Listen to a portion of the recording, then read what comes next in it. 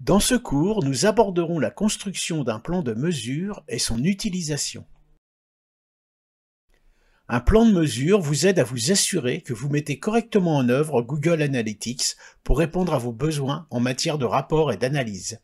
Il vous permet de garantir que vous disposerez des bonnes informations, ce qui vous permettra de prendre les bonnes décisions au bon moment. 4 éléments clés constitueront votre plan de mesure.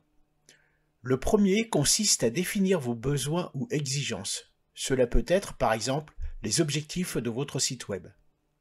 Le second consiste à imaginer votre plan de mesure. Il s'agit de définir les types de fonctionnalités que vous souhaitez utiliser avec Google Analytics. Le troisième consiste en la mise en œuvre de votre plan.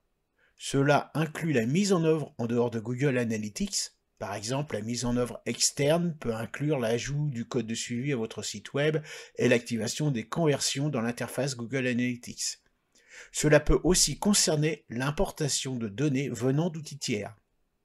Parce que Google Analytics continuera d'évoluer, tout comme vos besoins en matière de rapport et d'analyse, vous devrez vous assurer que votre plan de mesure est à jour grâce à un plan de maintenance précis.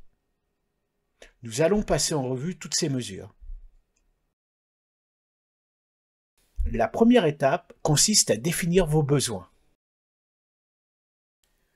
Vous devez d'abord réfléchir au type de site web que vous allez mesurer. Dans la plupart des cas, votre site web entrera dans l'une des 5 catégories courantes. Tout d'abord, un simple site dit site vitrine. L'objectif sera d'être visible par vos prospects et clients. On parlera alors de notoriété et de visibilité. Ensuite, il pourrait s'agir d'un site web de commerce électronique. Votre objectif sera que les gens achètent en ligne. Puis, nous avons la génération de prospects. Dans ce cas particulier, nous visons à ce que les gens fournissent leurs coordonnées afin que nous puissions entrer en contact avec eux et les convertir en clients pour nos produits et services.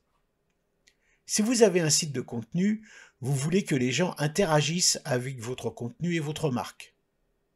Enfin, et moins courant, est un site web de style support. C'est là que vous essayez d'amener les gens à s'aider eux-mêmes, par exemple pour réduire le nombre de personnes qui appellent votre centre d'appel. Vous pouvez également constater que votre site web a une combinaison d'objectifs, par exemple un hybride de génération de prospects et de génération de contenu. Gardez donc cela à l'esprit lorsque vous élaborerez votre plan de mesure. Maintenant que nous comprenons le type de site web que nous allons mesurer, il est important de comprendre les objectifs commerciaux que nous visons. Cela nous aidera également à choisir des mesures et des indicateurs de performance clés, les fameux KPI. En d'autres termes, cela va nous aider à déterminer ce que nous voulons réellement examiner dans nos rapports. Par exemple, nous pourrions vouloir examiner le nombre de personnes remplissant notre formulaire de contact sur notre site web. À partir de là, nous pouvons également commencer à réfléchir au segment d'audience.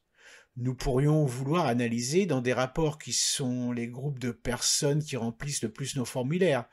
Nous étudierons les audiences plus tard dans la formation, mais cela vous permettra essentiellement de définir des segments de vos utilisateurs afin que vous puissiez concentrer votre analyse dans Google Analytics. Par exemple, si vous avez un site de commerce électronique, vous pouvez créer une audience pour les personnes qui ont acheté et une audience pour des transactions de grande valeur, voire même une audience pour les personnes qui n'ont pas acheté. Vous pouvez également commencer à réfléchir à des objectifs chiffrés pour vos KPI. Par exemple, vous voudrez peut-être commencer à penser à une valeur de référence pour le nombre de conversions ou de transactions que vous cherchez à atteindre. Maintenant que nous avons défini nos exigences, nous pouvons passer à la deuxième étape, celle qui crée notre plan de mise en œuvre. Tout d'abord, vous devrez passer en revue tous les flux de données existants utilisés par votre organisation. Et si vous débutez avec GA4, vous devrez peut-être inclure la création d'un nouveau flux de données dans votre plan de mesure. Vous devrez ensuite choisir la méthode de balisage que vous allez utiliser pour votre site web ou pour votre application mobile. Allez-vous utiliser le Global Site Tag ainsi que le code de suivi dédié, également appelé jtag.js, Ou allez-vous utiliser Google Tag Manager pour ajouter la balise à votre site web? Ensuite, vous devez décider si vous devez inclure le suivi du commerce électronique dans votre plan de mesure et comment il sera mis en œuvre. Utiliserez-vous un plugin? Allez-vous modifier le code de suivi gtag.js? Utiliserez-vous une couche de données Google Tag Manager existante ou devrez-vous mettre en œuvre un nouveau data layer sur votre site web?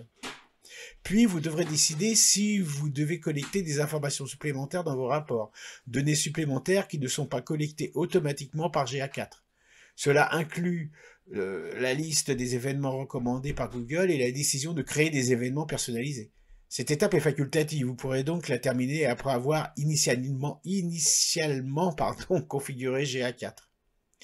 Si vous utilisez le code de suivi gtag.js, une autre étape facultative consiste à connecter votre balise d'analyse universelle existante à GA4. Cela vous permet de collecter dans vos rapports sans avoir à modifier votre code de suivi. Les options de mise en œuvre supplémentaires incluent des regroupements de contenu pour classer et regrouper le contenu de votre site web, les dimensions et métriques personnalisées, mais aussi les rapports et analyses personnalisées. Il peut s'agir de l'importation de données personnalisées pour étendre les rapports. Vous pouvez aussi décider de suivre l'ID utilisateur qui vous permet de suivre les personnes qui se sont identifiées sur différentes plateformes et appareils.